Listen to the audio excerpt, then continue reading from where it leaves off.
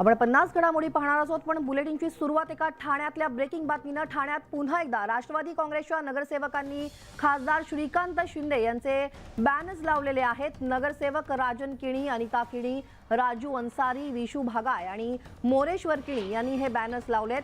राष्ट्रवादी काँग्रेसच्या नगरसेवकांनी केलेल्या कामांचं उद्घाटन खासदार श्रीकांत शिंदे करणार आहेत. मुख्यमंत्री एकनाथ शिंदे, खासदार श्रीकांत शिंदे आणि नरेश म्हस्के यांचे फोटो या बॅनरवरती लावण्यात आलेत. दरम्यान ठाण्यामध्ये राष्ट्रवादी काँग्रेसचे हे नगरसेवक बाळासाहेबांची शिवसेना पक्षात प्रवेश करणार आहेत.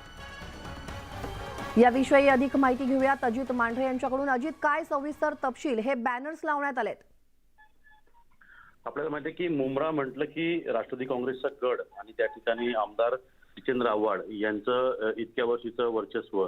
याच भागातून आपण पाहिलं तर अनेक नगरसेवक आहेत, कार्यकर्ते आहेत, पदाधिकारी आहेत. यांनी गेल्या काही महिन्यांपासून मुंब्र्यातच बाळासाहेबांची शिवसेना पक्षातील अनेक पदाधिकारी जे आहेत, विशेष करून खासदार डॉक्टर श्रीकांत शिंदे असतील, मुख्यमंत्री एकनाथ शिंदे असतील, नरेश म्हस्के असतील, यांचे बॅनर लावण्याचा सपाटा सुरू केलेला आहे. मुळात राष्ट्रवादी काँग्रेसच्या नगरसेवकांनी केलेल्या विकास कामांचं उद्घाटन हे बाळासाहेबांची शिवसेना पक्षाचे खासदार जे आहेत डॉक्टर श्रीकांत शिंदे यांच्या हस्ते केले जाणार आहे. त्यामुळे या भागात एक वेगळी चर्चा रंगू लागलेली आहे. आपण जर पाहिलं तर आज ठाण्यामध्ये हनुमान जगदाळे हे जे ज्येष्ठ नगरसेवक आणि राष्ट्रवादीचे ताकदवर नगरसेवक जे होते ते त्यांच्या गटासह पूर्ण बाळासाहेब शिवसेना पक्षामध्ये प्रवेश करणार आहेत.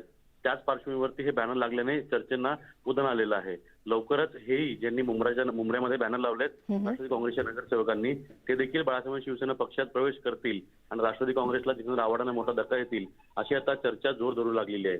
आज जवळपास 6 नगरसेवक आणि जवळपास शेकडो कार्यकर्ते, पदाधिकारी जे आहेत राष्ट्रवादी काँग्रेसचे, त्यांचा प्रवेश होतोय बाळासाहेब शिवसेना पक्षामध्ये आणि त्याच पार्श्वभूमीवर हे बॅनर लावल्यामुळे अनेकांनी भुवया उंचवलेल्या आहेत.